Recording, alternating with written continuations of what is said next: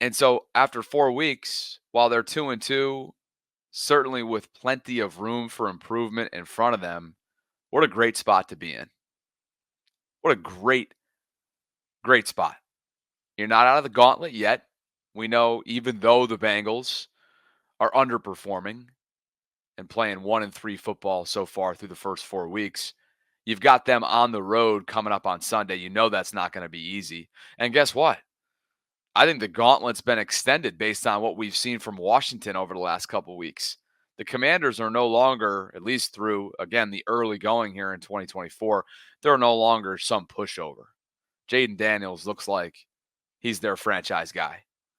And then after that, Tampa just absolutely ripped apart Philadelphia over the weekend. You got the Buccaneers at their place on Monday Night Football, October 21st. So it doesn't get any easier. That's the way it goes with with a first place schedule. We know the degree of difficulty that it comes with, but we also know that Todd Monken is starting to hit his stride, and there's a comfort level right now with this team. And the crazy part about it, there's a comfort level really without Mark Andrews being all that much of a factor right now. He's gone back-to-back weeks without a catch. He was targeted once, and he dropped it yesterday. Looking down the field. Kind of shocking.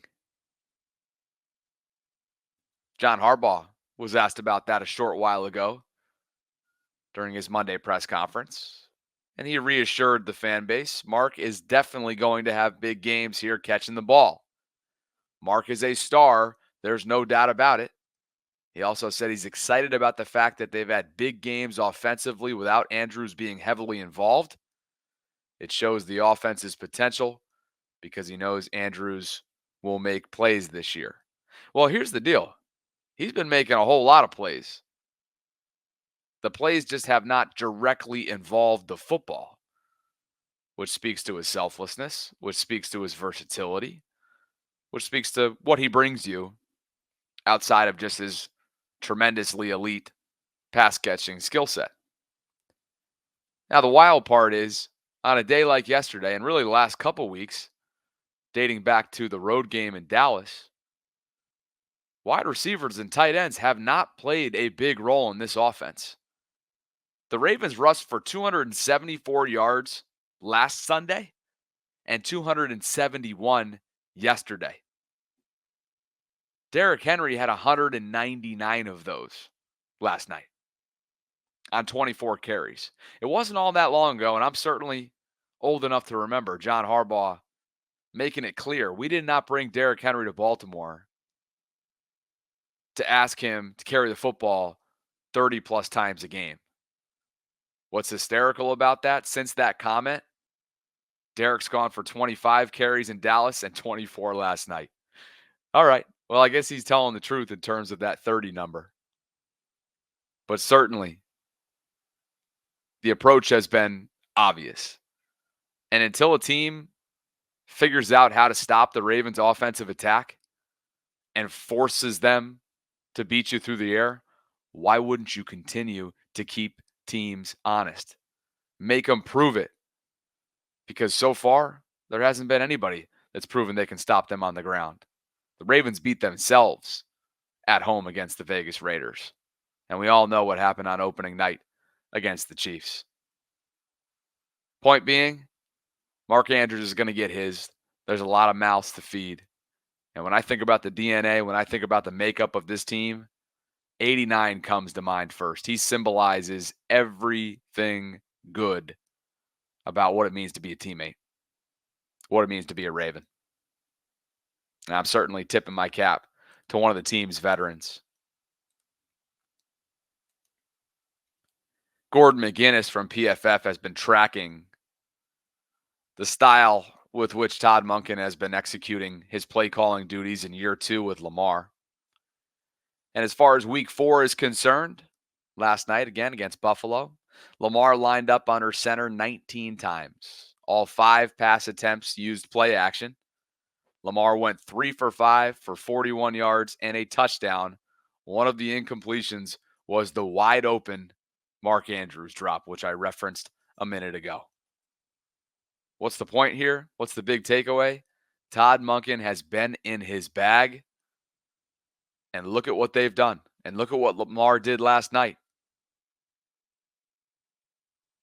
under play action. Play action led to a lot of production for this team. 3 for 5, 41 yards, a touchdown, and like I said, what should have been 4 for 5.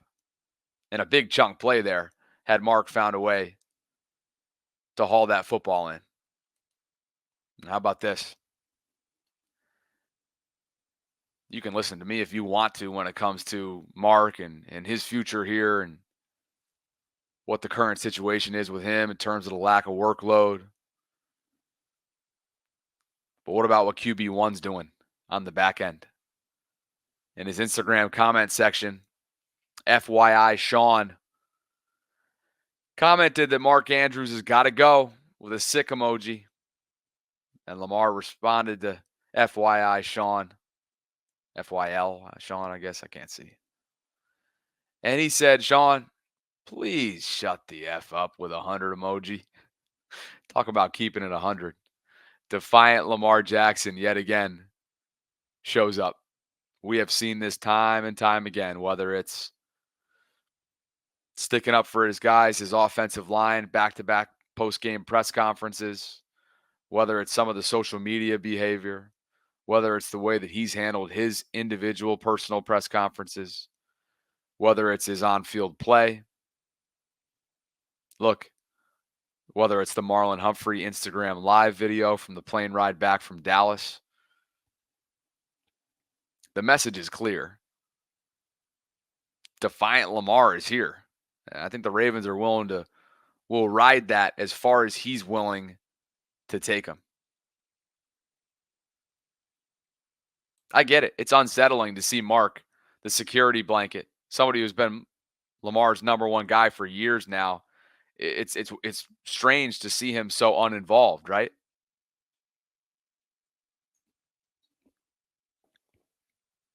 With that said, if they're winning like they have the last couple weeks, and Mark himself is getting up in front of reporters this past week and urging everyone to relax, instilling a sense of calmness, I'm willing to take him for his word. I'm willing to understand and view it as, hey, Mark has been on the ground floor of this Lamar Jackson era since the moment those two arrived. And they have chemistry unlike any other. And to me, Mark has shown you, Mark has reminded us all that winning is first and foremost. Winning is the priority in this town, in this organization.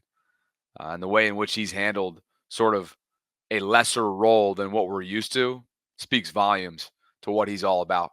Character-wise, integrity-wise, professionally-wise. He is a true professional.